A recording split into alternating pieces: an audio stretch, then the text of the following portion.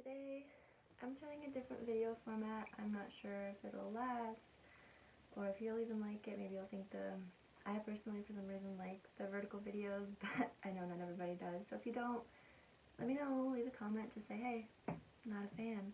I just like to be standing up and moving around because I'm an anxious person, which ties into what I want to talk about today, which is being an empath.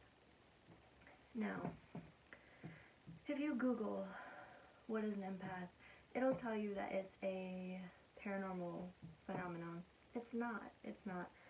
I personally believe that we all carry within ourselves the power to be intuitive and just understand the world around us, understand the people around us. I think it's just tapping into the subconscious, a part of your brain that a lot of people maybe learn to ignore or shut off, whether as a survival mechanism or just a way to cope with life, because it's a lot. It is a lot to be an empath. It's constant stimuli from the world around you. You pick up, an empath is somebody who is incredibly attuned to the emotions and feelings of others. And it can go deeper than that, and I will obviously get into what all it can mean. But let me take a drink. I'm thirsty. And this is spiced apple cider tea by Tivana. Okay, so an empath is somebody who can walk into a room and immediately get a feel for the vibe, know if someone's upset, if someone's hurt, if someone is scared or stressed out or happy. In my experience, to be honest, it is much easier to pick up on the negative emotions. And that's just because those tend to scream the loudest, honestly, so they're the easiest to hear, feel. So what it feels like when I walk into a room is immediately I'm getting information, just intuitively. I can look at a person and without them saying or doing anything obvious, I can get a read on if they've had a really bad day, if they're having a really hard time. And as an empath, that is incredibly draining.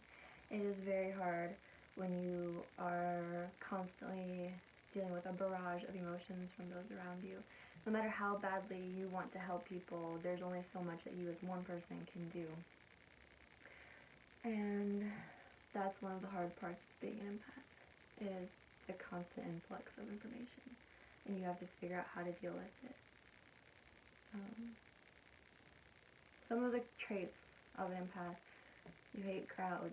They're draining because, again, unless you're really good at grounding yourself, it's a constant barrage of information coming at you, and you're feeling it all. You know it's not your own feelings most of the time, unless it's super, super strong, and then you might actually end up feeling what it is that you're receiving. You need time alone, a lot of time alone, to recharge, reconnect, and center yourself. Otherwise, you will become so overwhelmed that you can barely function. That is extremely important for me. I have to have time alone every single day, or I don't know what to do with myself. Another one is that closeness and intimacy are hard for you. I'm going to talk about physical closeness. Sometimes I just can't stand to be touched, and it's not necessarily about the person touching me, because it can be as innocent as a friendly hug. It can be someone just, holding my hand to let me know that it's going to be okay. But if I have a lot going on, I can't necessarily always handle that. Sometimes it physically hurts me. My skin feels super sensitive to the touch, and I just don't want it. And that's really hard in relationships because you feel that way even towards your partner. And it's not about them, but of course, everything you feel, it's not, you don't get to pick and choose when it happens. It just happens. So it's hard for them not to take that personally, even when it's truly not personal. Another one that I really struggle with is going back to external stimuli, but in this case I'm talking about lights, sounds, those kinds of things. Really repetitive sounds, even faintly repetitive sounds, make me so anxious that it's ridiculous. Hearing bass thumping from a ways off, it's not loud, it's not hurting my ears, but it makes me feel like I'm going to have a panic attack. I don't fully understand why that is. It just does. People hammering on something. anything like that, any repetitive sound that I'm not in control of. It really gets to me.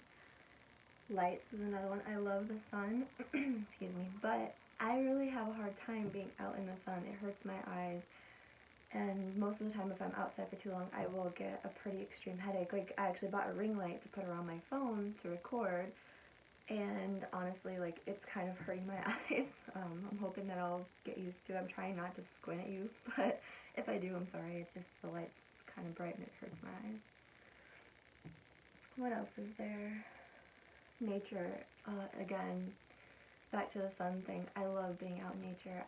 Especially by water, oh my gosh, like, I live in Michigan, for anybody that doesn't know me. I know most of the people that watch my videos are like my family, but just in case, I live in Michigan, southwestern Michigan.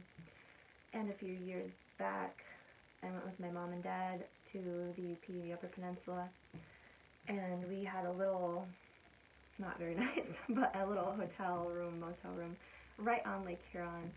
And hearing the waves crashing against the shore was so peaceful and so relaxing. It's something that I adore. And we went up to Lake Superior, and that was beautiful. Lake Superior is just superior. I mean, don't get me wrong, I live closest to Lake Michigan. I love Lake Michigan, but Lake Superior is just beautiful, and it's so peaceful. So, and animals. Oh, animals and children drawn to you immediately. Not even knowing you, there are people who could vouch in my life that kids tend to take to me very, very quickly. Even kids that are shy and maybe hesitant around other adults take to me pretty quickly, which is great. I mean, I love that they feel comfortable with me and that they feel like they can trust me and come to me. I wish everybody was that way with kids. I wish nobody wanted to hurt them, but anyway. Animals the same way. Animals are very drawn to me. I have a very strong connection. I have 3 cats, Toby, Klaus, and Sage, and they're obsessed with me, especially Sage. He's the little white one. I'm sure you'll see him at some point in these videos. He is obsessed with me. If I lay down, he's on me. If he can be by me, he's by me. So I have a very strong connection to animals. But what I want to get across is that empaths aren't psychics. They can be psychics. You can be empathic and psychic, but they are 2 separate things. They do not exist only together.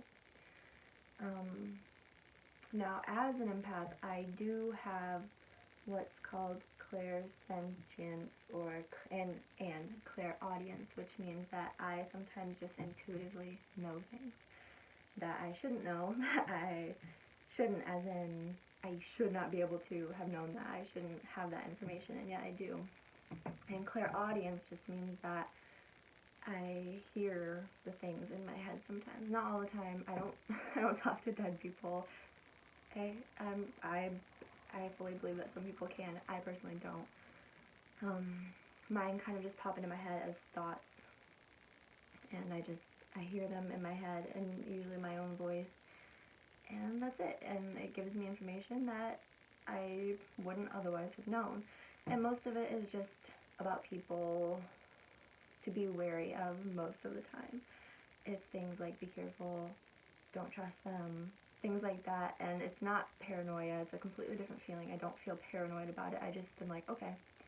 And it's usually correct. I mean, usually the person proves themselves to be not trustworthy, so. Those are separate, though, from empathy. You can be an empath and not have anything like that. You can just be in tune with the feelings. You can, deal with all that stuff and not have any sort of clairaudience, clairvoyance, clairsentience, any of that. I just happen to have those things as well. Now, why are some people empaths and some people aren't? Well, there's a theory, it's pretty popular, I think, that if you've ever had a near-death experience, you're more likely to have these kinds of gifts. And I was nearly dead when I was born. My mom had to have an emergency C-section. I was purple when I came out because the cord was around my neck and I was coming head first, but my neck was back. My head was back like this. And if my mom would have continued natural birth, she would have it would have killed me and her. So I was probably pretty near gone at that point, and I'm assuming if that theory is correct, that's where these gifts came into play. Experiences that I've had as an empath, it's really difficult because it's not something that everyone understands. If they don't experience it, most likely they don't understand it, and honestly most likely won't even believe that you experience it. So it's really hard when you're getting information about someone you care about, someone they're dating or talking to. It's really hard because you want to be able to prevent them from making a mistake. You want to be able to keep them safe, and you can try, you can tell them, and I usually will just say it, but honestly, most of the time the person doesn't believe me, and I end up looking crazy, or they get mad at me. So there's a line you have to draw somewhere, more for yourself than for them, to just say, I can't try to help someone just to have it thrown in my face, or, you know, have them use it against me somehow. I'm also really attuned to the residual energies in houses. For instance, when my friend and I were looking to buy a house, we went to this beautiful, I loved it, he hated it, but I loved it, this old Victorian house, and I thought it was so cool. And the entire house felt great. I went into the basement, which looked creepy and dark and scary, but I felt nothing there. It felt very calm and peaceful. But when we got to the second story, there was a room that I walked into, and as soon as I stepped over the threshold, I got this overwhelming feeling of just dread, anxiety, panic. It felt like my head was being crushed, my vision was kind of narrowing, like getting black at the edges, and I felt a little dizzy. And I hadn't felt that anywhere else in that house, and it wasn't me. You know, as soon as I stepped, I thought it was at first when it started happening, I thought it was me, but as soon as I stepped back over that threshold, instantly done. And I had a really bad headache, and actually I wanted to leave the house immediately. We did not stay after that. We left, and I went home and took a 3-hour nap, which, if you know me, I don't nap, like, ever, unless I don't feel well. I nap for 3 hours. Even if I do nap, it's usually like 20 minutes. This was a 3-hour nap, because whatever was there just completely drained all of my energy in an attempt to maybe communicate. I personally believe it was some kind of spirit energy trying to draw on my energy to be able to communicate. And that's something that a lot of empaths experience, and it's really hard. And you have to learn how to shield yourself, which is easier said than done. The process is simple, but getting it to actually work is not so easy. It takes a lot of practice, which I'm not good at. So I end up just getting psychically attacked all the time. But I mean, you form really deep connections as an empath. You sympathize with people, you empathize with them super easily. People feel comfortable coming to you and talking about their problems, people who otherwise aren't so good at opening up, which is, it's nice. You, again, have to draw a line so that you aren't being dragged down by other people's problems, because you have your own. We're all human beings, we all have our own issues to deal with, so you have to be able to set a boundary to keep yourself safe. But yeah, I mean, I personally like being an empath. I like the insight that it gives me. I like that I get a glimpse of the world that not everyone gets. I like that I feel safer. I don't get myself into a lot of dangerous situations because I have that intuition screaming at me not to do things. Yeah, so that's what it's like for me. If you have any questions, please feel free to leave them below. If you're an empath, maybe tell me a little bit about your experience. Tell me if you disagree with some things I've said. That's perfectly fine. I'm happy to learn. I'm happy to know things from someone else's perspective. Please let me know if you like the vertical video, if you'd rather it go back to horizontal. I like the vertical. I like being able to stand and like move because I'm a fidgety person. Alright guys, I am going to get off here for right now. I hope this video wasn't too rambly, but that's kind of what it was meant to be, you know? So, I will see you soon. Be kind, compliment yourself, compliment someone else, and have a great day. Bye!